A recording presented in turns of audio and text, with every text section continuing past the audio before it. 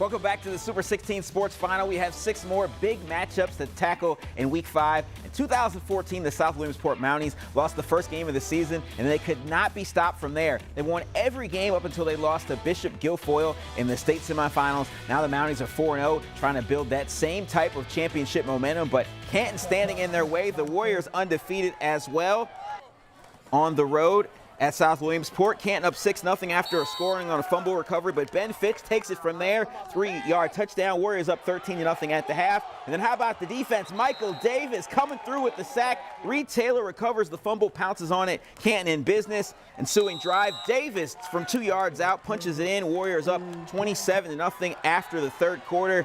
And then look what happens here. It's 27-14. Tad Luss throws it deep.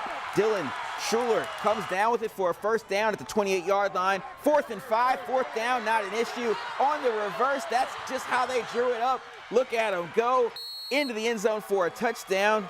27-21. Canton, though, playing keep away, doing what they can, and Canton wins this one. Fitch salts it away with the first down right here. Canton wins 27-21. Jim Coles explains how the Warriors hung on late to improve. They're now 5-0.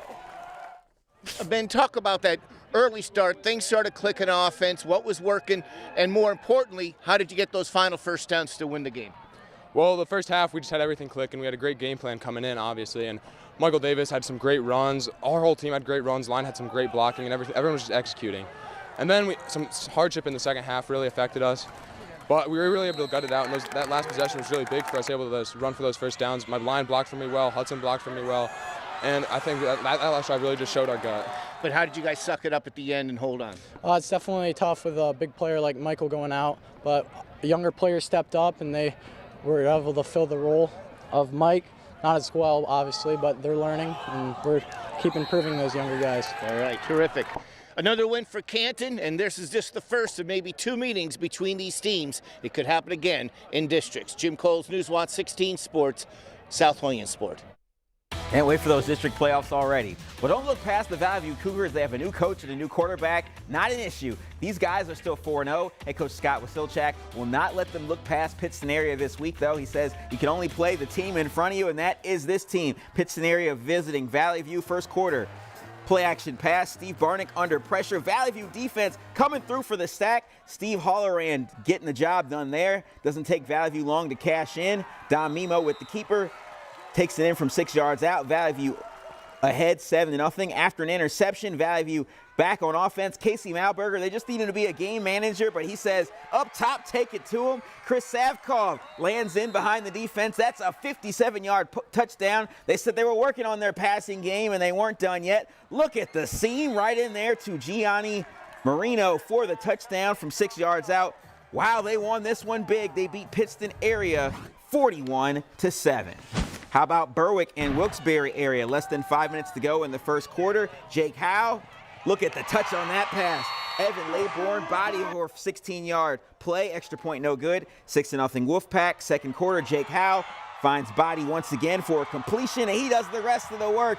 Changing direction and takes it in for the touchdown to make it 13-0. How about the two-point conversion? They've got to play for that too. Of course, it's body once again, 14-0 Wolfpack. Berwick comes back with the drive. There's a touchdown. Wilkes-Barre area wins this one 34-7. Well, Palmerton is undefeated thanks to, of course, their quarterback, Mr. Everything, Matt Mahalik. He plays quarterback. He plays in the secondary. He does taxes, pretty much everything. They just need him to execute, have great leadership because they've got a tough matchup this week against 3-1 Notre Dame Green Pond. Palmerton celebrating the life of Max Engel with that number 4 banner. Of course, the young man that tragically died at Jersey Shore, everybody commemorating his life. No score in the first quarter. Matt Mahalik finds a seam for the 1-yard touchdown, 7-0 Palmerton. But Notre Dame Green Pond responds. Daniel Darno lofts it for Julian Baker, 16-yard touchdown, game tied at 7. And then Ty Sanders is like, I'll take it from here. Palmerton ahead 14-7. And just look how they drew this one up.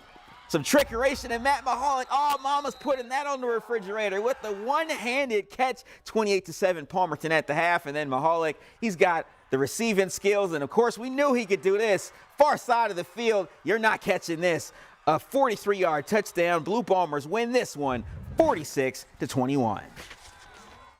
You know, we had a play where I get a chance to receive the ball for once, and you know, fourth down, we needed to punch it in and give momentum going into halftime. So we just called that play, and you know, I saw the pass come in. I wasn't sure where I was at, but you know, I just put my hand up and I was in. So it was a great feeling when I saw that I was in, and the ref put his hands up for a touchdown. We were just ready. We were all pumped up all week. We practiced really hard all week, and you know, we executed. That was just the motto for this game, and you know, when you execute, good things happen, and that's what happened tonight, and it was a nice big win for us, so we got to move on from this stuff. Well, Dallas is certainly executing. They're undefeated, but they haven't played a team like this all season. Head coach Rich Manello says the Wyoming Valley West team, plenty of big boys up front, comes down to that battle in the trenches. If Dallas wants to go 5-0, Dallas on the road at Wyoming Valley West. We pick it up in the third quarter. It's already 45-0. Paul Riggs with the carry for a couple yards. That's a huge first down. Next play, the Spartans trying to go make something of this game. Carson Brown to Micaiah Wells, but the Dallas defender, great coverage on that play. The quarterback keeper on the very next play, and the Dallas defense, they played some great defense in this one, doing what they could, and they preserved the shutout with a 45-0 win.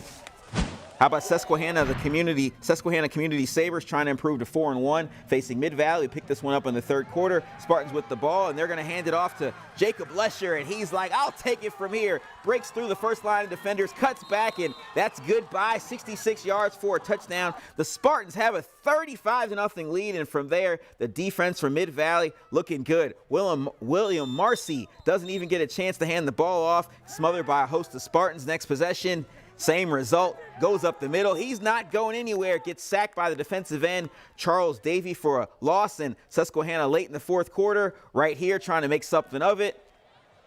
They throw it deep. William Marcy throws it to Weston Yanon, and he takes it 80 yards in for the score. That score too late.